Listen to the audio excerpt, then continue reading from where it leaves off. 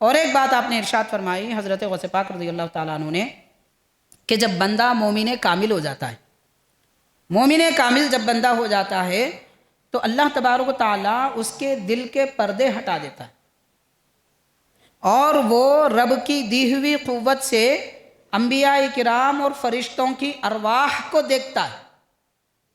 مومن کامل بندہ جس کا دل پاک ہوتا ہے اللہ کی دی ہوئی قوت سے نبیوں کے روحوں کو، فرشتوں کی ارواح کو دیکھ لیتا ہے۔ اس کے بعد حضرت نے فرمایا اے میرے لڑکے غور کر کہ عام مومن بندے کا جب یہ حال ہے پھر صدیقوں کے صدیق ابو بکر کا مقام کیا ہوگا؟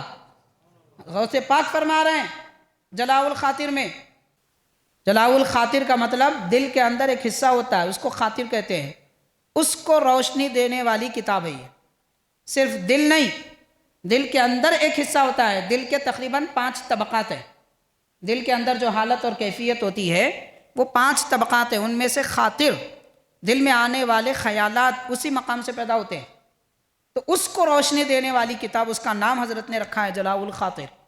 تو اس میں آپ یہ ارشاد فرما رہے ہیں، یہ بیان کر کے حضرت پیران پیر غوث پاک رضی اللہ عنہ نے فرمایا کانا موسیٰ علیہ السلام مریدن، حضرت موسیٰ علیہ السلام اللہ کے مرید ہیں، وَنَبِيُّنَا صلی اللہ علیہ وسلم مرادن، اور ہمارے آقا صلی اللہ علیہ وسلم اللہ کے مراد ہیں۔ حضرت پیران پیر رضی اللہ تعالیٰ عنہ کی مشہور ویسی بہت ساری کتابیں ہیں، آپ کی تقریباً 20 سے 22 کتابیں ہیں، ان میں سے ایک سر الاسرار ہے، اور الطریق الی اللہ، جلاء الخاطر، غنیۃ الطالبین، اور الاوراد کے نام سے بھی آپ کی ایک کتاب ہے، اور الفتح الربانی جو نصیحتوں کی بہت ساری کتابیں ہیں، ان میں ایک جگہ آپ ارشاد فرماتے ہیں اور یہ کہنا بسم اللہ علی نیت عبد القادر، یعنی اللہ کے نام سے میں اپنا حصار کر رہا ہوں عبد القادر جیلانی کے مدد سے، ان کے نام سے، ان کی نیت کر کے، مانے حضرت غوث پاک کو میرے بسم اللہ کہنے کا ثواب ملے اور ان کا نام لے کر میں اپنا حصار کر رہا ہوں۔ حضرت غوث پاک نے فرمایا کہ آپ اپنے اطراف میں ایک حصار بناؤ، لکیر، تو انہوں نے یہ پڑھ کر بسم اللہ علی نیت عبد القادر پڑھ کر اپنے پاؤں کے انگوٹھے سے اپنے اطراف میں ایک لکیر بنائی، باؤنڈری بنائی، حصار جس کو کہتے ہیں۔ ماہ ربیع الثانی حضرت غوث پاک رضی اللہ تعالیٰ عنہ کے عرس پاک کا مہینہ ہے جس کو 11ویں شریف کہا جاتا ہے۔ ماشاءاللہ بہت سارے لوگ 11ویں کا اہتمام کرتے ہیں۔ یاد رکھنا چاہیے کہ 11ویں دراصل ایصال ثواب کا نام ہے، یعنی ثواب بزرگوں کی خدمت میں پیش کرنا۔ ہم جو قرآن پڑھتے ہیں، تلاوت کرتے ہیں، پہلے 11ویں کے وقت میں لوگ قرآن مجید کی تلاوت کرتے تھے، آج کل کچھ بھی نہیں کرتے، رات بھر دیگ کے پاس بیٹھنا اور کھانا پکانا، فجر کی نماز پڑھنے کے وقت میں تیاری کو جانا اور اچھا نہا دھو کے نئے کپڑے پہن کے آ جانا، فجر نہیں پڑھنا، اس کے بعد کھانا کھلانا، اس کو 11ویں سمجھ رہے ہیں لوگ۔ ہونا یہ چاہیے تھا کہ پکوان کرنے والے کرتے رہتے، سارے لوگ مسجد میں جمع ہو کے رات بھر قرآن مجید کی تلاوت کریں، درود کی محفل سجائیں، نماز فجر پابندی کے ساتھ باجماعت ادا کریں، اس کے بعد کھانے کا اہتمام کریں، اس کو 11ویں کہتے ہیں۔ سب الٹا معاملہ ہے، ہر اچھے کام کو بگاڑنا ہے تو ہماری قوم کو دینا، کیسا بگاڑتے دیکھو آپ، ہمارے بزرگوں نے اچھے طریقے ہم کو دیے، ہم سب بگاڑ، مہذب طریقے سے جلوس کا طریقہ دیا تھا، بگاڑ کے ستیہ ناش کر دی، مہذب طریقے سے 11ویں کرنے کا طریقہ دیا تھا، اب بگاڑ دیے، رات بھر ریکارڈنگ، گلی کوچوں میں جہاں آپ 11ویں کر رہے ہیں وہاں کوئی نہیں سونا، اتنی آواز سے لگا دیتے، بوڑھے پریشان، بچے پریشان، یہ کیا ہے جناب؟ یہ حضرت پیران پیر رضی اللہ تعالیٰ عنہ اولیاء اللہ کے سرداروں میں سے ہیں، اللہ تعالیٰ نے آپ کو قطبیت، غوثیت کا مقام عطا فرمایا۔ اولیاء اللہ کے بہت سارے درجے ہوتے ہیں اور بہت سارے ان کے مقامات ہیں، ان مقامات میں جو سب سے اونچا ولایت کا درجہ ہے اس کو غوثیت کا درجہ اور قطبیت کا درجہ کہتے ہیں۔ حضرت پیران پیر غوث پاک رضی اللہ تعالی عنہ آپ سے پہلے والے لوگوں کے بعد میں آج سے تقریباً 800 سال پہلے قطب کے مقام پر فائز ہوئے اور آپ کے بعد کوئی اور اس درجے پہ نہیں آئے۔ البتہ قیامت کے قریب جب حضرت امام مہدی رضی اللہ تعالیٰ عنہ تشریف لائیں گے تو آپ اپنے زمانے سے لے کر قیامت تک کے لیے قطب ہوں گے اور غوث ہوں گے۔ امام مہدی رضی اللہ تعالیٰ عنہ کے آنے تک کے لیے حضرت غوث پاک رضی اللہ تعالیٰ عنہ ہی غوث ہیں اور آپ ہی قطب ہیں، یعنی اللہ تبارک و تعالیٰ نے آپ کو اسلامی، دینی، معنوی سلطنت اور بادشاہت عطا فرمائی۔ جیسے دنیا میں بہت سارے لوگ ظاہری سلطنت اور حکومت رکھتے ہیں، بادشاہ دنیا میں آتے جاتے رہتے ہیں، مگر معنوی اور باطنی طور پر جو سلطنت اللہ تعالیٰ نے جس اللہ کے اپنے بندے کو عطا فرمائی وہ حضرت غوث اعظم دستگیر رضی اللہ تعالیٰ عنہ ہیں، جن کا نام مبارک عبد القادر جیلانی ہے۔ آپ کے کچھ ارشادات ہیں اور بہت ساری نصیحتیں ہیں، تھوڑی سی کچھ وضاحت کے بعد میں آج انشاءاللہ تعالیٰ آپ کے ارشادات اور آپ کے نصیحتوں کا ذکر کروں گا۔ حضرت پیران پیر رضی اللہ تعالیٰ عنہ کا فیضان اور آپ کی برکتیں آپ کی زندگی اور آپ کے حیات میں بھی باقی تھیں اور آج تک بھی ہیں، انشاءاللہ تعالیٰ قیامت تک بھی رہیں گی۔ یعنی اللہ تعالیٰ نے آپ کو ایسا نظام اور ایسا مقام عطا فرمایا ہے کہ آنے والے زمانے میں، آپ کے بعد والے زمانے میں بھی بے شمار جو اولیاء اللہ گزرے ہیں ان اولیاء کرام پر بھی آپ کا فیضان اور آپ کی برکتیں رہی ہیں۔ بہرحال معزز حاضرین، حضرت سیدنا پیران پیر غوث پاک رضی اللہ تعالیٰ عنہ کا فیضان اور برکتیں بہت ساری اولیاء کرام کی جماعتوں نے بھی ذکر فرمایا ہے، جیسے حضرت بندہ نواز گیس و دراز رحمۃ اللہ علیہ کی زندگی میں بھی آپ کا فیضان نظر آتا ہے، اور حضرت سلسلے کے دیگر اور اکابر جیسے حضرت غریب نواز ہیں، حضرت شہاب الدین سہروردی رضی اللہ تعالیٰ عنہما ہیں، اور حضرت شاہ نقشبند سلسلہ نقشبندیہ کے جو حضرت بزرگ ہیں، اور امام ربانی مجدد الفسانی ہیں، اور ایسے ہی ہمارے دکن میں جو بڑے اکابر گزرے ہیں اولیاء اللہ اور علماء دین میں، خاص کر شیخ الاسلام عارف باللہ حضرت امام محمد انوار اللہ فاروقی رحمۃ اللہ علیہ بانی جامع نظامیہ، آپ نے بھی اپنی کتاب میں حضرت غوث پاک کا تذکرہ فرمایا ہے، اور حضرت کی زندگی میں شیخ الاسلام بانی جامع نظامیہ رحمۃ اللہ علیہ کی زندگی میں حضرت غوث پاک کا کرم اور فیضان کیسا رہا اس کی بھی ہم کو تفصیلات ملتی ہیں۔ چند باتیں میں آپ کے گوشے گزار کروں گا۔ لکھا جاتا ہے کہ حضرت بانی جامع نظامیہ شیخ الاسلام امام انوار اللہ فاروقی رحمۃ اللہ علیہ اپنے شاگردین اور اپنے مریدین کو درس دیا کرتے تھے، یعنی ان کو اسلام کا، دین کا، معرفت اور تصوف کا سبق پڑھاتے تھے۔ تو صبح کے وقت میں آپ جامع نظامیہ میں لوگوں کو پڑھاتے تھے، جہاں پر بڑے بڑے اکابر علماء آپ کی شاگردی اختیار کیے ہوئے تھے۔ آج حیدرآباد دکن میں اور اس کے اطراف میں بڑے بڑے اکابر اولیاء علماء جن کے نام بڑے اونچے ہیں اور کام بھی ان کی بڑی عالیشان ہے، وہ حضرات بھی حضرت بانی جامع رحمۃ اللہ علیہ کے پاس علم حاصل کیے ہیں۔ حاضرین، دن کے وقت میں آپ تفسیر، حدیث، فقہ وغیرہ کا درس دیتے، تو رات کے وقت میں آپ علم تصوف اور معرفت کا درس دیتے تھے۔ چنانچہ آپ کی محفل میں درس تصوف اور درس معرفت میں حضرت شیخ الاسلام جو درس تصوف دیتے تھے اس میں پردے میں خواتین بھی آیا کرتی تھی، پردہ نشین خواتین بھی ہوا کرتی تھی۔ چنانچہ آپ کی ایک قریبی رشتہ دار خاتون ہے حضرت نجیبہ بیگم رحمۃ اللہ علیہ، تو حضرت نجیبہ بیگم رحمۃ اللہ علیہ ارشاد فرماتی ہیں کہ میں حضرت بانی جامع رحمۃ اللہ علیہ کے درس میں پردے میں آپ کا درس سنا کرتی تھی، اور بڑے بڑے اکابر علماء بھی رہتے تھے۔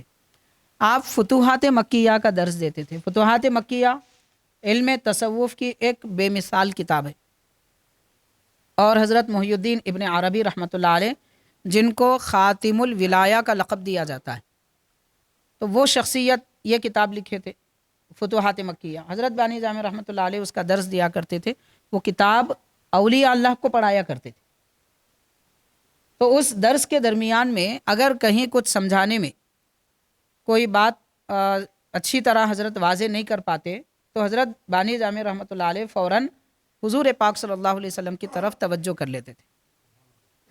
تو حضرت نجیبہ بیگم رحمۃ اللہ علیہ فرماتی ہیں کہ میں پردے میں سے یہ دیکھا کرتی تھی کہ حضرت بانی جامع رحمۃ اللہ علیہ سے لے کر ان کی محفل سے لے کر نبی پاک صلی اللہ علیہ وسلم تک ایک نورانی راستہ بن جاتا تھا، اور حضور پاک صلی اللہ علیہ وسلم صحابہ کرام کے ساتھ مقام حتیم میں بیٹھے ان کو سبق پڑھا رہے تھے، حضور ان کو درس دے رہے تھے۔ حتیم یعنی کعبۃ اللہ کے بازو جو آدھی دیوار بنی ہوتی ہے اس کو حتیم کہتے ہیں۔ حتیم کا معنی ہوتا ہے کٹا ہوا حصہ، جدا حصہ، وہ اصل کعبہ ہی ہے۔ کعبے کے اندر بھی نماز پڑھنے کا یا جانے کا سب کو موقع ملے، اس لیے وہ نظام رکھا گیا، اور وہ اللہ تعالیٰ کی طرف سے ہے۔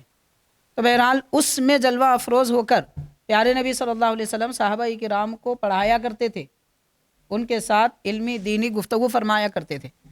تو حضرت نجیبہ بیگم رحمۃ اللہ علیہ فرماتی ہیں کہ حضور وہاں سے صحابہ کو فرماتے تھے کہ رک جاؤ، میرے بچے انوار اللہ پر کوئی مسئلہ آ پڑا ہے، ذرا میں اس کو حل کر دوں۔ پھر حضور پاک صلی اللہ علیہ وسلم توجہ فرماتے تو حضرت شیخ الاسلام رحمۃ اللہ علیہ فتوحات مکیہ کا جو سبق پڑھا رہے تھے اس کو پھر آسانی سے ہم کو سمجھا دیا کرتے تھے۔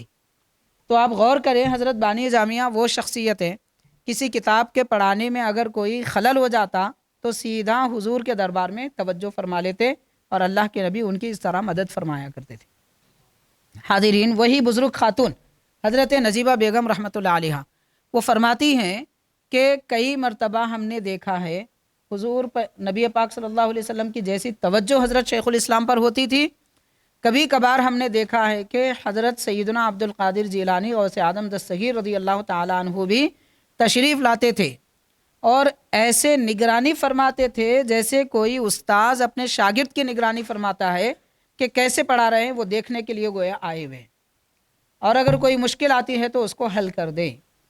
تو حضرت شیخ الاسلام بانی جامعہ رحمۃ اللہ علیہ جہاں فتوحات مکیہ کا علم تصوف اور معرفت کا درس دیتے تھے، ان پر نگرانی کے لیے حضرت غوث پاک رضی اللہ تعالیٰ عنہ تشریف لایا کرتے تھے۔ اب یہ سب جو باتیں ہیں یہ حقیقت میں نہیں ہے، یعنی جسمانی طور پر وغیرہ کی بات نہیں کی جا رہی ہے۔ حضرت غوث پاک کا وصال ہوا، کئی عرصہ ہو گیا، قریب 500 سال 600 سال گزرنے کے بعد حضرت شیخ الاسلام بانی جامع رحمۃ اللہ علیہ تشریف لائے، لیکن حضرت غوث پاک رضی اللہ تعالی عنہ روحانی طور پر تشریف لاتے اور روحانی توجہ فرمایا کرتے تھے۔ اب آپ سوچ رہے ہوں گے ایسا روحانی طور پر توجہ ہو سکتی ہے کیا؟ تو حاضرین، ماشاءاللہ ہمارا عقیدہ اہل سنت و جماعت کے مطابق ہے، ہم مانتے ہیں۔ بعض لوگوں کو یہ باتیں سمجھ میں نہیں آتی، سمجھ میں اس لیے نہیں آتی کہ ان کو ویسا سمجھایا ہوا ہوتا ہے کہ یہ سب کوئی بات نہیں ہے، سب غلط باتیں ہیں وغیرہ وغیرہ، اس قسم کی باتیں ان کو سمجھائی جاتی ہیں، وہ ویسے ہی سمجھتے ہیں۔ سمجھنے کے لیے ہمارے لیے اتنی بات کافی، آپ غور کیجئے کہ حضرت عمر رضی اللہ تعالیٰ عنہ کا بڑا مشہور واقعہ ہے کہ آپ ایک مرتبہ مسجد نبوی میں مدینہ پاک میں ممبر پر کھڑے ہو کر فرما رہے ایک صحابی کا نام لے کر، اے ساریہ پہاڑ کے قریب آؤ۔ مشکات شریف کی حدیث ہے اور کئی حدیث کی کتابوں میں۔ تو حضرت ساریہ حضرت فاروق اعظم کے دور میں گورنر بن کر ایک جنگ میں گئے ہوئے تھے، اور وہ جمعہ کے دن جنگ میں مصروف ہے۔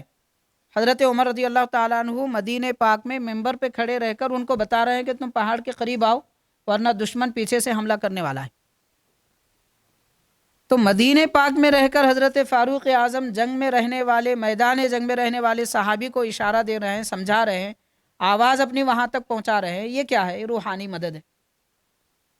تو جیسے روحانی مدد صحابہ کرام کیا کرتے تھے، اولیاء اللہ بھی کیا کرتے ہیں۔ تو یہ کوئی خلاف شریعت بات نہیں ہے، اور ایسا بھی نہیں ہے کہ کسی کو سمجھ میں نہ آئے۔ تو حاضرین، یہ سمجھ میں نہ آنے کی بات نہیں ہے، بلکہ سمجھنے کی کوشش کرنے کی بات ہے۔ بہرحال حضور پاک علیہ الصلوۃ والسلام کے دین میں، اسلام میں اولیاء کرام کے روحانی تصرفات اور روحانی تذکروں کا ذکر ملتا ہے۔ تو ہم یہ عرض کر رہے تھے دراصل کہ حضرت پیران پیر غوث پاک رضی اللہ تعالی عنہ کس طریقے سے اپنے بعد والے زمانے کے لوگوں کی مدد فرما رہے ہیں، اور یہ مدد کرنا کوئی بعید نہیں ہے، کوئی مشکل نہیں ہے۔ اللہ تعالیٰ نے اللہ کے نیک بندوں کو یہ تصرف اور یہ طاقت عطا فرمائی ہے۔ بہرحال حاضرین، حضرت شیخ الاسلام بانی جامع نظامیہ رحمۃ اللہ علیہ نے اور ایک بات بھی ارشاد فرمائی، حضرت غوث پاک کا فیضان کیسے ہوتا ہے، اس کے متعلق آپ نے 2 واقعات لکھے ہیں۔ تو ان 2 واقعات میں سے 2 باتیں مختصر کر کے میں آپ کو بتاؤں گا۔ مقاصد الاسلام حضرت شیخ الاسلام بانی جامع رحمۃ اللہ علیہ کی مشہور ترین کتاب ہے۔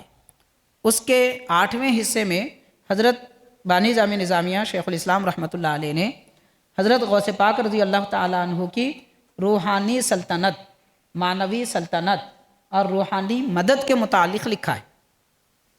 آپ غور کیجئے کہ حضرت غوث پاک کی شان عظمت، آپ کا مدد کرنا اور آپ کا روحانی مدد کرنا، توجہ فرمانا، فیض دینا، یہ سب اب کے مولوی حضرات کی بنائی ہوئی باتیں نہیں ہیں، یہ زمانہ قدیم سے چلتی آ رہی ہے۔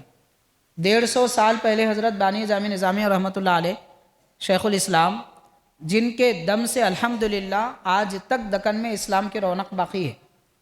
آپ غور کر کے دیکھیے، پورے ہندوستان میں جتنا دین حیدرآباد دکن میں، حیدرآباد میں اور دکن میں، پورے ہندوستان میں کہیں اور اتنا دین نہیں پایا جاتا۔ دین کی ایسی حمیت، دین پر ایسی پابندی اور دین کا ایسا جذبہ، یہ شوق، یہ سب ماشاءاللہ حضرت بانی جامع رحمۃ اللہ علیہ نے بادشاہوں کو ویسا بنایا تھا، تو بادشاہوں نے اپنی رعایا پر ویسی پابندی عائد کی، دیندار بنایا، اس کا اثر ہے جو نسلوں سے اب تک باقی ہے۔ اب یہ اور بات ہے کہ آج کل جو ہے ہماری قوم یہودی پرست، عیسائی پرست، مادہ پرست، فیشن پرست بن چکی ہے، ہر نئی فیشن کو اختیار کر کے خود بھی تباہ ہو رہے ہیں، اپنی قوم کو بھی تباہ کر رہے ہیں۔ اس میں علماء کی کوئی غلطی نہیں ہے، اماموں کی، حافظوں کی کوئی غلطی نہیں ہے، وہ جو بولنا ہے بول رہے ہیں، جو کرنا ہے کر رہے ہیں۔ جو قوم اپنے ماں باپ کی نہیں مانتی وہ مولوی صاحب کی کیا مانیں گے؟ کیا کریں گے؟ ماں باپ تربیت نہیں کرے تو مولوی صاحب کو برا بولتے۔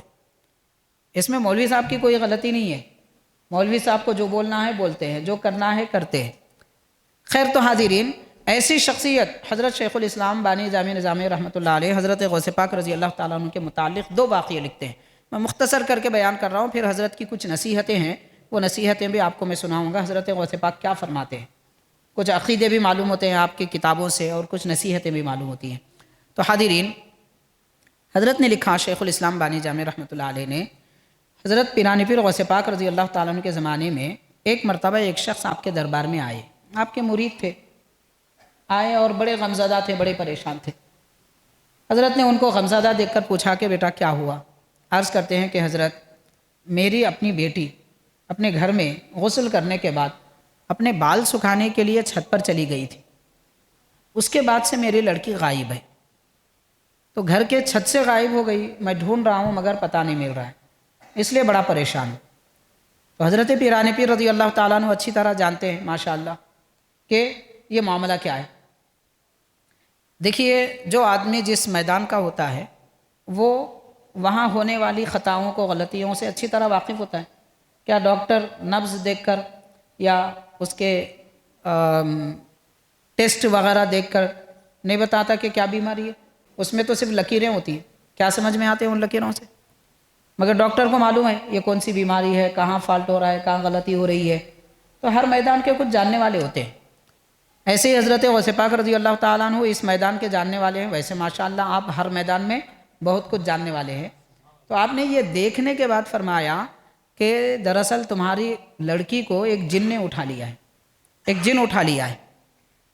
ارشاد فرمایا، بغداد شریف سے نکلو، کرخ نامی ایک مقام ہے، بغداد شریف کے قریب ہے، آبادی سے دور ہے، وہاں جاؤ اور وہاں پر ایک مٹی کا ٹیلا ملے گا آپ کو، جب اس راستے سے گزریں گے تو وہ ٹیلے کے پاس آپ رک جانا اور یہ کہنا، بسم اللہ علی نیت عبد القادر، یعنی اللہ کے نام سے میں اپنا حصار کر رہا ہوں عبد القادر جیلانی کے مدد سے، ان کے نام سے، ان کی نیت کر کے، مانے حضرت غوث پاک کو میرے بسم اللہ کہنے کا ثواب ملے اور ان کا نام لے کر میں اپنا حصار کر رہا ہوں۔ حضرت غوث پاک نے فرمایا کہ آپ اپنے اطراف میں ایک حصار بناؤ، لکیر۔ تو انہوں نے یہ پڑھ کر، بسم اللہ علی نیت عبد القادر پڑھ کر، اپنے پاؤں کے انگوٹھے سے اپنے اطراف میں ایک لکیر بنائی، باؤنڈری بنائی، حصار جس کو کہتے ہیں۔ حضرت غوث پاک نے فرمایا پھر آپ اس حصار کے اندر بیٹھ جانا، چاہے کچھ ہو جائے باہر نہیں نکلنا۔ حضرت وصیت فرما رہے ہیں اس حصار کے باہر نہیں نکلنا، اور چاہے کچھ بھی ہو جائے، لوگ آئیں گے، ڈرائیں گے، پریشان کریں گے، مگر اس حصار کے باہر مت آنا۔ تو یہ کہہ کر آپ نے نصیحت فرمائی، وہ نکلے اور اس کے بعد نصیحت بھی فرمائی، کیا واقعہ ہو وہ آگے مختصر بیان کر رہا۔ تو وہ حضرت چلے گئے اور شام میں سورج جب ڈوبنے لگا، وہ مقام پر جہاں ٹیلا، مٹی کا ایک ٹیلا ڈھیر ہوتا ہے، وہاں پر رکے جہاں پہ حضرت نے نشاندہی کی تھی۔ وہاں پر بسم اللہ علانیت عبد القادر کہہ کر حصار بنا کر اندر بیٹھ گئے۔ جیسے جیسے شام ہونے لگی ڈراؤنی آوازیں آنے لگی، بڑی مصیبتوں کی کیفیتیں نظر آنے لگی۔ آہستہ آہستہ بدصورت انتہائی خبیث قسم کے لوگ ایک بڑی فوج کے ساتھ گزرنے لگے۔ ہر کوئی قریب آ کے ان کو ڈرانا چاہتا تھا، لیکن آپ نہیں ڈرے، لکیر کے باہر بھی نہیں آئے۔ آخر میں ایک بڑے ہاتھی پر سوار ہو کر ایک بادشاہ آئے۔ وہ سیدھا اتر کر وہ جو لکیر بسم اللہ علانیت عبد القادر پڑھ کے بنائی گئی تھی، اتر کے وہ بادشاہ اپنے ہونٹوں سے اس لکیر کو چومے اور اس کے بعد کہا کہ آپ کا کیا مسئلہ ہے بتائیے۔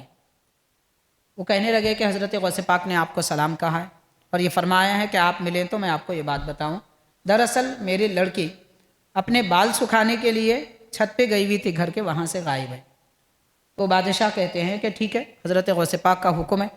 یہ کہہ کر آپ نے جتنی فوج گئی تھی ان سب کو واپس بلایا اور ہر ایک کو دکھایا کہ کون تھا، کیا ہے، کسی کے ساتھ ہے، کوئی پتہ نہیں چلا۔ پھر اس کے بعد انہوں نے غور کیا، غور کر کے لوگوں کو بتایا، ان کے جو ماتحت خادم تھے وہ بھی جنات تھے، کہ چین، مقامی چین جس کو آج چائنا کہہ رہے ہیں، تو چین کے پہاڑوں میں فلاں نام کا ایک جن ہے، اسے بلا لاؤ۔ یعنی وہ دنیا بھر کے جنات کے بادشاہ تھے جو حضرت غوث پاک کا نام لے کر لکیر کھینچنے پر آئے، اور جنات میں کوئی نظر نہیں آئے تو اس کو بلائے۔ جب اس کو پکڑ کے کھینچ کر لایا گیا تو ان کی بیٹی بھی اس کے ساتھ تھی، تو فوراً بادشاہ نے بیٹی کو حوالے کیا اور اس آدمی کو سمجھایا کہ آئندہ تم ان کو نہیں ستاؤ گے۔ وہ کہنے لگا کہ نہیں، میں اس پہ عاشق ہوں، میں اسے نہیں چھوڑوں گا۔ تو اس بادشاہ نے اس کی گردن مار دی، جن کو ختم کر دیا، اور اس کے بعد کہا کہ حضرت عبد القادر جیلانی پیران پیر کا حکم ماننا ہم پر لازم ہے، اگر ہم آپ کا حکم نہیں مانیں گے اللہ تعالی ہم سے ناراض ہو جائے گا۔ تو حاضرین، حضرت غوث پاک رضی اللہ تعالی عنہ جانتے تھے کہ ان کی بیٹی کو کون لے گیا ہے اور اس کو حل کرنے کا مسئلہ یہ بتائے۔ تو وہ شخص کہتا ہے، وہ جنات کا بادشاہ، کہ آپ نے جب بسم اللہ علانیت عبد القادر پڑھ کر لکیر بنائی، میں جا رہا تھا دراصل مشرق کی طرف، آپ کے بلانے پہ میں اس طرف آیا۔ مطلب جانا کہیں اور تھا، مگر یہ لکیر کی قوت ایسی تھی کہ بادشاہ کو بھی کھینچ لائی۔ تو پیرانی پیر کے نام کی اتنی برکت ہے، پھر رسول اللہ کے نام کی برکت کیا ہوگی، پھر خالق کائنات اللہ کے نام کی برکت کیا ہوگی۔ آج ہم اللہ کو بھول گئے، رسول اللہ کو بھول گئے، اور بھلاوے، لیمو اور یہ بلی ان چیزوں میں پڑے ہوئے ہیں۔ افسوس ہے، افسوس ہے، لوگ پانی دم کرانے کے لیے ایسے لوگوں کے پاس جاتے ہیں جس کو سورہ فاتحہ پڑھنا نہیں آتا۔ دکان لگا لی ہیں بعض لوگ، وہاں بیٹھے پڑھنے لگے، یہاں بیٹھے پڑھنے لگے۔ جس کو بسم اللہ پڑھنا نہیں آتا ویسا آدمی کیا پڑھ کے دم کرے گا؟ غوث پاک کا نام لے کر دیکھیے، پھر بلائیں، مصیبتیں، جنات کیسے کیسے نہیں بھاگ جاتے۔ آپ غور کیجئے، واقعہ کون لکھ رہے ہیں بھائی؟ اس وقت کا کوئی مولوی ملا نہیں بول رہا ہے، شیخ الاسلام بانی جامعہ رحمۃ اللہ علیہ 150 سال پہلے جن کے شاگرد بڑے بڑے اولیاء تھے، حضرت عبداللہ شاہ نقشبندی رحمۃ اللہ علیہ، شیخ الاسلام بانی جامعہ کے شاگرد، ایسے شہر کے بڑے اولیاء کے میں نام گناؤں گا 15-20 شہر کے اولیاء ملیں گے جو حضرت بانی جامعہ رحمۃ اللہ علیہ کے شاگرد ہیں۔ اتنی بڑی شخصیت لکھ رہی ہے کہ حضور غوث پاک کے نام سے کتنا اثر ہوا، اور آج ہم سب وہ نام بھول گئے، بس بیکار کے کاموں میں پڑے ہوئے۔ بہرحال حاضرین، عرض کرنے کا مطلب یہ ہے، حضرت بانی جامعہ نظامیہ شیخ الاسلام امام انوار اللہ فاروقی رحمۃ اللہ علیہ نے حضرت پیران پیر غوث پاک رضی اللہ تعالیٰ عنہ کا فیضان کیسے ہوتا ہے، نام کی برکت کیا ہے، اور آپ کے ذکر سے، نام سے کس طرح بلائیں، مصیبتیں، جن آصف ٹل جاتے ہیں، وہ ذکر فرما رہے ہیں۔ بہرحال حاضرین، اور ایک واقعہ حضرت بانی جامعہ رحمۃ اللہ علیہ نے لکھا ہے، میں اس کو ذکر کر کے مختصر کچھ اور نصیحتیں حضرت کی بیان کروں گا، کہ حضرت نے لکھا ہے، شیخ الاسلام رحمۃ اللہ علیہ فرماتے ہیں، میرے ایک دوست ہے اور ان کی بات پر مجھے کامل یقین ہے، اور فرماتے ہیں کہ ان کے بیٹے پر ایک مرتبہ شیطان حاوی ہو گیا۔ وہ کیسے ہوا؟ ان کی شادی ہونے کے بعد ان پہ حاوی ہوا۔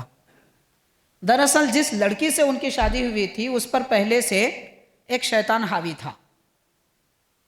اب یہ باتیں بولے تو لوگ سمجھتے، بعض لوگ، ہر کوئی نہیں ایسا ہوتا کیا، ان کو ہوئے تو معلوم ہوتا۔ دیکھیے، جو آدمی بیمار ہے جب تک کہ خود بیمار نہیں پڑے گا اسے معلوم نہیں ہوتا وہ بیماری کیا ہے، وہ بولتا ہے ایکٹنگ کر رہے ہیں سمجھتا۔ تو ایسے ہی جنات کے شیاطین کا اثر ہوتا ہے، نہیں ہوتا نہیں، لیکن اس سے دور رہنے یا اس سے چھٹکارا پانے کے لیے بھی اللہ کا کلام قرآن مجید ہے، حضور کی دعائیں، حدیث شریفہ ہیں، ویسے ہی بزرگوں کے نام ہیں، ان کی تاثیر ہے، اس کی وجہ سے بھی یہ شیاطین وغیرہ سب دور ہو جاتے ہیں۔ خیر، تو فرما رہے ہیں کہ ان کے بیٹے پر ایک شیطان حاوی ہو گیا اور اس پر ایسی کیفیت طاری ہوتی تھی معاذ اللہ جیسے کوئی غیر مسلم کسی کے سامنے ڈنڈوت کرتا ہے، 2 ہاتھ جوڑ کے گر جاتا ہے، وہ کیفیت ہوتی تھی، جبکہ ایک بڑے عبادت گزار شخص کے بیٹے ہیں، شیطان حاوی ہو گیا۔ تو اس کو لے جایا گیا، حضرت شیخ الاسلام فرما رہے ہیں اس کو لے جایا گیا حضرت میر محمود اولیاء رحمۃ اللہ علیہ کی پہاڑی پر۔ نہیں معلوم اس میں کتنے لوگ جانتے ہیں حضرت میر محمود اولیاء رحمۃ اللہ علیہ کا مزار کہاں ہے؟ کشن باغ 9 نمبر، وہاں پہ جو پہاڑی ہے، بڑے عظیم بزرگ ہیں، حضرت میر محمود اولیاء رحمۃ اللہ علیہ کی پہاڑی پر لے جایا گیا۔ جب ان کو وہاں لے جایا گیا تو وہ وہی کیفیت کرنے لگے۔ حضرت نے کچھ دیر توجہ فرمائی، پھر اس کو افاقہ ہوا۔ اس درمیان میں جب توجہ فرمائی تو جو شیطان حاوی ہو گیا تھا وہ کہنے لگا کہ حضرت آپ مجھے سزا مت دیجئے، میں اس آدمی کو پہلے ہی بتایا تھا کہ یہ لڑکی پہ میں حاوی ہوں، شادی مت کرو، لیکن اس نے ویسے ہی کیا، اس وجہ سے میں اس پہ حاوی ہو گیا۔ مقاصد الاسلام میں حضرت شیخ الاسلام لکھ رہے ہیں، بانی جامع نظامیہ رحمۃ اللہ علیہ، اس کے بعد فرماتے ہیں کہ اس کو سزا دی گئی، تھوڑی سی تنبیہ کر دیے گا، پھر کہا گیا کہ کل آنے والے دن ایک اور محضر ہوگا، مطلب فیصلہ کرنے کے لیے بڑے اولیاء اکرام کی خدمت میں لے جایا جائے گا۔ اگلے دن پھر اس آدمی کو حضرت کی درگاہ میں لایا گیا، اور اب جو محضر تیار ہوا، حضرت بانی جامع رحمۃ اللہ علیہ لکھتے ہیں حضرت بابا شرف الدین رحمۃ اللہ علیہ پہاڑی شریف کے حضرت تشریف لائے۔ اولیاء کی تعریف کیسے کر رہے ہیں آپ یہ دیکھیے، شیخ الاسلام وقت کے اپنے بڑے ولی، صوفی، مفتی، محدث، مگر وہ فرما رہے ہیں حضرت بابا شرف الدین رحمۃ اللہ علیہ تشریف لائے محضر میں۔ پھر اور ایک حضرت شرف الدین نام کے بزرگ ہیں، ان کا مزار کہاں ہے نہیں معلوم، حضرت شرف الدین برہماوی، یہ نام بھی حضرت نے لکھا ہے، اور حضرت میر محمود اولیاء رحمۃ اللہ علیہ وہاں موجود تھے۔ پھر حضرت غریب نواز رحمۃ اللہ علیہ کو سرپنچ بنایا گیا فیصلہ کرنے کے لیے، اور حضرت غوث پاک رضی اللہ تعالیٰ عنہ تشریف لا کر فیصلہ فرمائے۔ کیا فیصلہ فرمائے؟ فرمایا حضرت غوث پاک نے، کیا تجھے، شیطان سے فرما رہے، کیا تجھے نہیں معلوم کہ یہ کلمہ گو مسلمان ہے؟ دیکھیے کلمے کی طاقت کیا ہوتی ہے۔ شیطان جن کو چھڑانے کے لیے حضرت غوث پاک کیا فرما رہے ہیں، یہ کلمہ پڑھنے والا مسلمان ہے، کلمہ زیادہ پڑھتے رہے تو یہ شیطانیت نہیں آتی، کلمے پہ بھروسہ چھوڑ دے کے لیمو پہ بھروسہ کرے تو شیطان آتے، لیمو سے شیطان جاتا نہیں میرے بھائی۔ کلمہ، قرآن، حدیث، نبی کی دعائیں، یہ اہم چیز ہے۔ تو حضرت غوث پاک فرماتے ہیں کہ یہ کلمہ گو مسلمان ہے تو اس کے پاس کیوں آیا، یہ تجھے کوئی حصہ دینے والا نہیں ہے۔ اور اس کے بعد فرمایا تو چونکہ ایک مسلمان کو ستایا ہے اس وجہ سے تجھ پر جرمانہ دیا جاتا ہے، جرمانہ لاگو کیا جاتا ہے۔ اور فرمایا حضرت شیخ الاسلام لکھ رہے ہیں کہ اس کے علاوہ غالباً 5 سال قید بامشقت سنائی جاتی ہے۔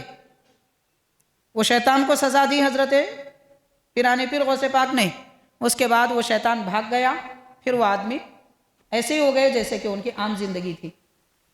تو اس طریقے سے یہ سب لکھ کر حضرت بانی جامع رحمۃ اللہ علیہ فرماتے ہیں جس طرح حضرت پیرانی پیر غوث پاک رضی اللہ تعالی عنہ کی سلطنت آپ کی حیات اور زندگی میں تھی، آج بھی حضرت غوث پاک کی معنوی سلطنت موجود ہے اور انشاءاللہ اگلے زمانے تک بھی رہے گی۔ سرکار پیرانی پیر غوث پاک رضی اللہ تعالیٰ عنہ کی تعریف، آپ کے مقام اور مرتبہ، قطبیت اور غوثیت کے مرتبے کو بانی جامع نظامیہ حضرت شیخ الاسلام امام انوار اللہ فاروقی رحمۃ اللہ علیہ اس طرح بیان فرما رہے۔ حاضرین کرام، حضرت شیخ الاسلام کون شخصیت ہے؟ ان کے شاگردوں کا حال یہ تھا۔ حضرت عبداللہ شاہ نقشبندی محدث دکن رحمۃ اللہ علیہ، مختصر عرض کر رہا ہوں، ایک مرید آپ کے پاس آئے، اس زمانے میں اس مرید کی لڑکی کو ایک جادوگر نے اپنا بنا لیا تھا۔ حضرت محدث دکن رحمۃ اللہ علیہ فرماتے ہیں تم جاؤ اس جادوگر کے پاس اور اس سے کہو کہ میری بیٹی کو چھوڑ دے ورنہ حضرت محدث دکن تیرا خاتمہ کر دیں گے۔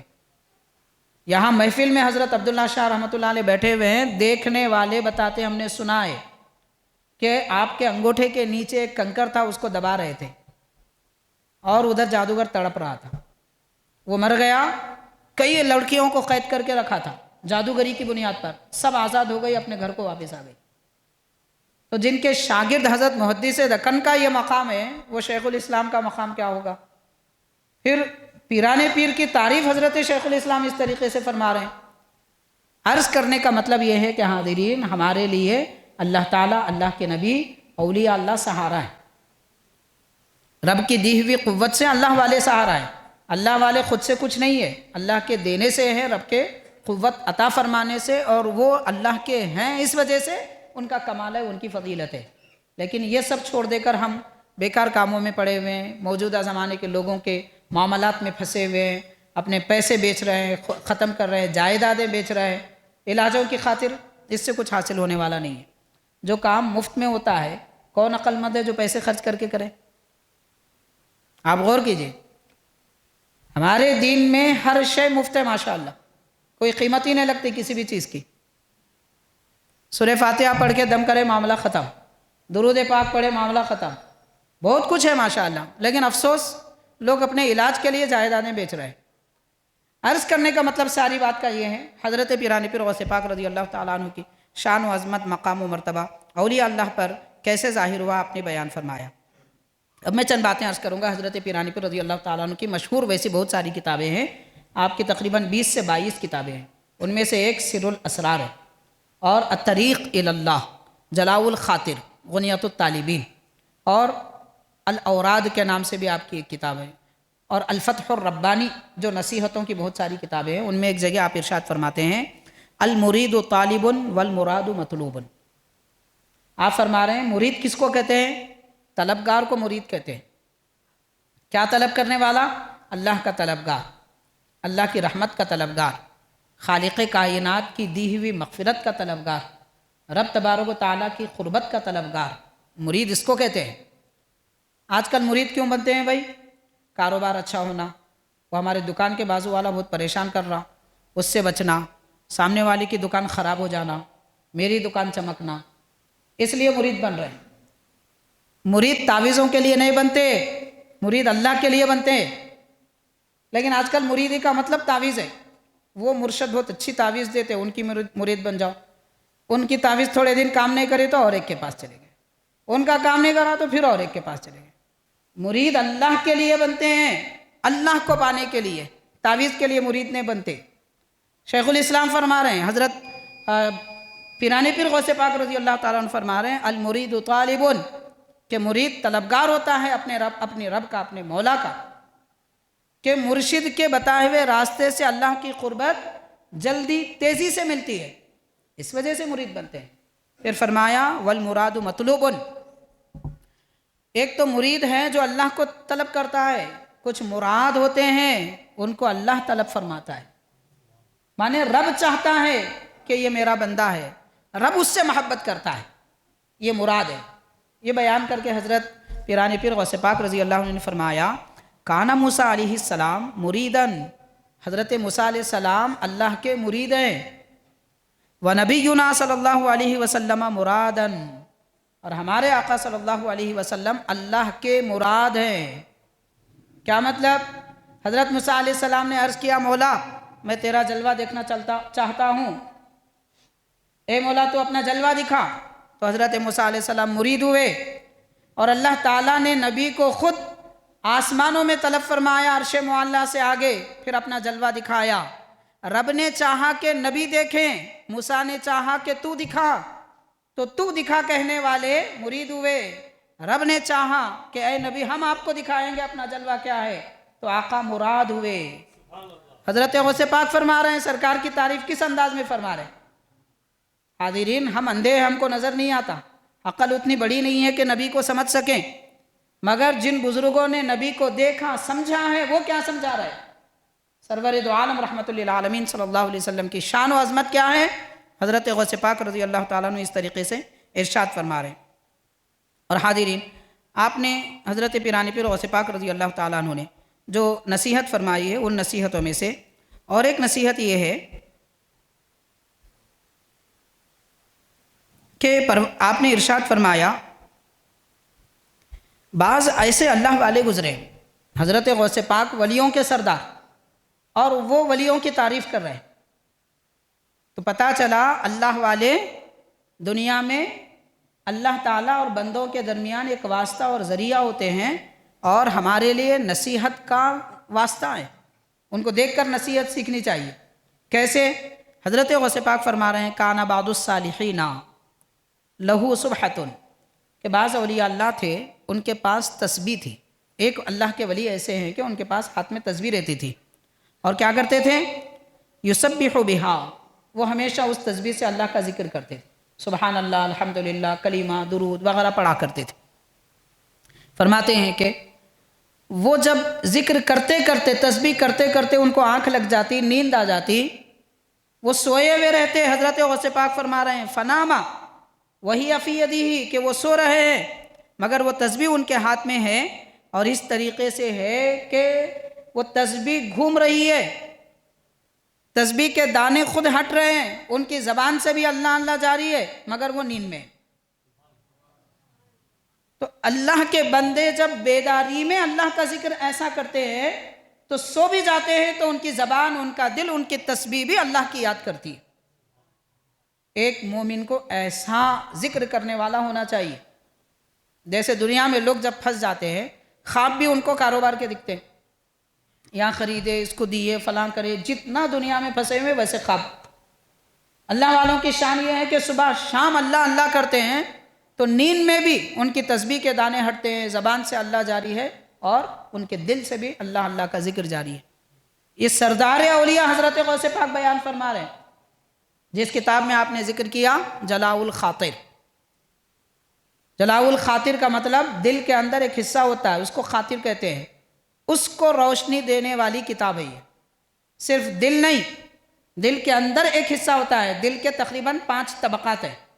دل کے اندر جو حالت اور کیفیت ہوتی ہے وہ 5 طبقات ہیں، ان میں سے خاطر، دل میں آنے والے خیالات اسی مقام سے پیدا ہوتے ہیں، تو اس کو روشنی دینے والی کتاب، اس کا نام حضرت نے رکھا ہے جلاء الخاطر۔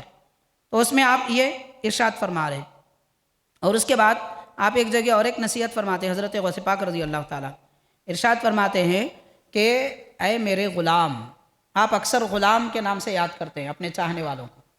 غلام کے 2 معنی، ایک تو غلام کا مطلب غلام، اور واقعتاً ماشاءاللہ ہم سب حضرت کے غلام ہیں، اس پر ہم کو فخر بھی ہے، ناز بھی ہے ماشاءاللہ۔ غلام کا عربی میں دوسرا معنی ہوتا ہے بچے، اے پیارے لڑکے، اے پیارے بیٹے۔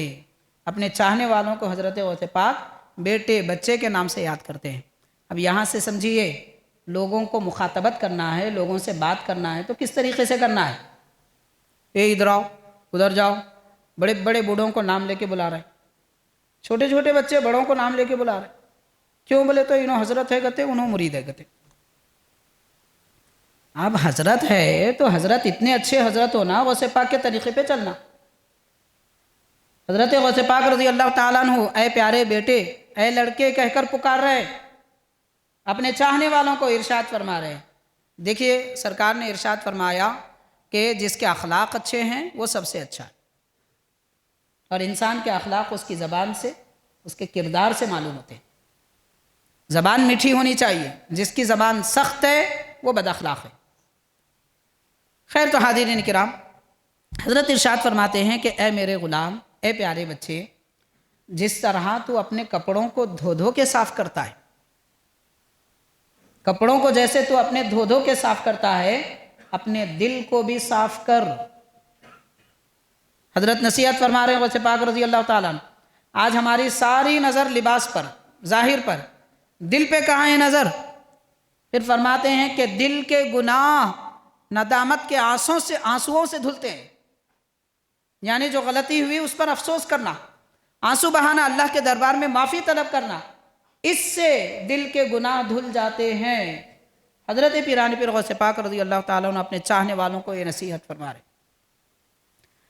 معزز حاضرین، اور ایک جگہ آپ نے نصیحت فرمائی، حضرت پیرانی پیر رضی اللہ تعالیٰ عنہ نے ارشاد فرمایا کہ جو لوگ صبر کرتے ہیں جو لوگ صبر کرتے ہیں اللہ تبارک و تعالی نبی پاک صلی اللہ علیہ وسلم کے صبر کے وسیلے سے ان کو اونچا مقام دیتا ہے، جیسے کہ قرآن مجید میں آیا ان اللہ مع الصابرین، یعنی صبر کرنے والوں کے ساتھ خود اللہ تعالیٰ ہے، اور شکر کرنے والوں کو اللہ تعالیٰ نعمت دیتا ہے، کیونکہ نعمت پر شکر کیا جاتا ہے تو شکر کے بدلے میں نعمت ملتی ہے، مصیبت پر صبر کیا جاتا ہے تو صبر کے بدلے میں خالق نعمت ملتا ہے۔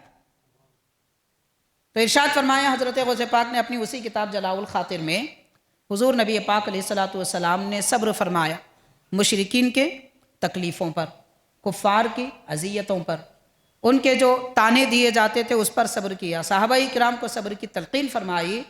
تو حضرت فرماتے ہیں اللہ تبارک و تعالیٰ نے پیارے نبی کو وہ مقام عطا فرمایا کہ آسمانوں میں بلندیوں پر طلب فرما کر اپنا دیدار نصیب فرمایا۔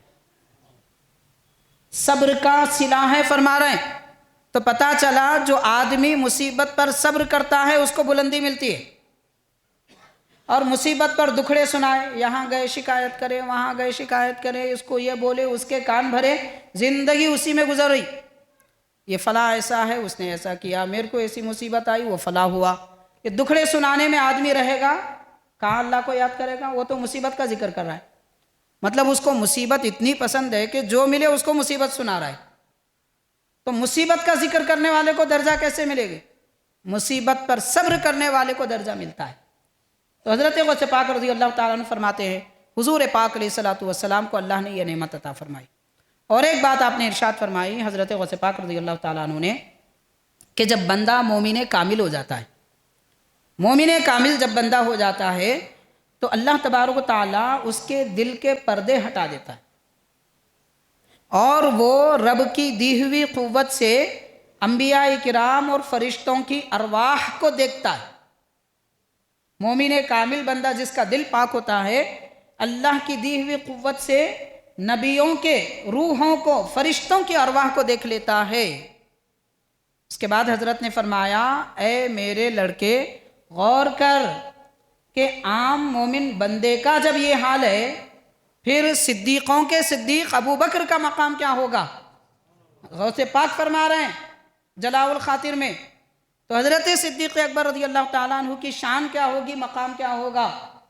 آج کل بعض نادان اور بے وقوف ایسے ہیں جو کہہ رہے ہیں نعوذ باللہ حضرت ابو بکر صدیق رضی اللہ تعالیٰ عنہ کی خلافت ظاہری خلافت تھی، معرفت کی نہیں تھی گتے۔ ان کو کون بتائے نہیں معلوم، ان کے باپ دادا پردادا کون بتائے پتہ نہیں، کہاں سے سیکھے معلوم نہیں۔ غوث پاک اولیاء کے سردار فرما رہے ہیں عام اللہ کے ولی، عام مومن بندے کا جب یہ حال ہے، پھر ابو بکر صدیق کا مقام کیا ہوگا جن کو صحبت حضور کی ملی۔ ایک جگہ تو آپ یہ فرما رہے ہیں، اور ایک مقام پہ حضرت سیدنا پیران پیر رضی اللہ تعالیٰ عنہ دعا میں وسیلہ حضرت ابو بکر صدیق کا لے رہے ہیں، صدیق اکبر کا وسیلہ۔ پوری دنیا غوث پاک کا وسیلہ لے کے دعا کرتی ہے، آپ بھی ہم بھی دعا کرتے ہیں اللہ غوث پاک کے صدقے، غوث پاک فرما رہے ہیں ابو بکر کے صدقے۔ ارشاد فرماتے ہیں آپ کی دعا کے کلمات ہیں کہ اللہم فرج عنی من الضیق، اے اللہ مجھ کو مصیبت اور تنگی سے ہٹا دے، بحرمت سیدنا ابی بکر صدیق، حضرت ابو بکر صدیق رضی اللہ تعالیٰ عنہ کے وسیلے سے۔ تو غوث پاک صدیق اکبر کا وسیلہ لے کے دعا مانگتے ہیں، یہی وجہ ہے کہ دنیا کے مسلمان آپ کا وسیلہ لے کے دعا مانگتے ہیں۔ بہرحال حاضرین کرام، اس کے بعد حضرت سیدنا مولا علی رضی اللہ تعالیٰ عنہ کی شان و عظمت کیا ہے بیان کرتے ہوئے حضرت سیدنا پیران پیر غوث پاک رضی اللہ تعالیٰ عنہ ارشاد فرما رہے ہیں کہ حضرت مولا علی رضی اللہ تعالیٰ عنہ سے پوچھا گیا کہ آپ عبادت کرتے ہیں، کیا آپ نے اپنے رب کو دیکھا ہے؟ اب پہلے ایک بات سن لیجئے، خالق کائنات کا جلوہ اس دنیا میں سوائے ہمارے آقا صلی اللہ علیہ وسلم کے کسی نے سر کی آنکھوں سے بیداری میں نہیں دیکھا، اور نہ ممکن ہے۔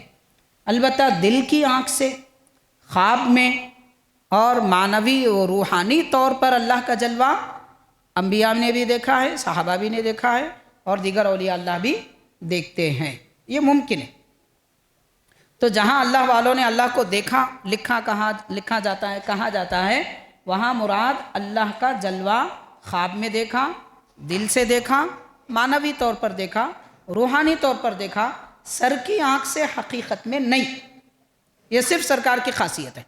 تو خیر حضرت علی رضی اللہ تعالیٰ عنہ سے عرض کیا گیا کہ آپ نے اللہ کو دیکھا ہے؟ جواب کیا فرماتے ہیں؟ حضرت غوث پاک فرما رہے ہیں کہ آپ نے جواب دیا، میں کیسے عبادت کروں اللہ کی کہ جس کو دیکھتا نہ ہو؟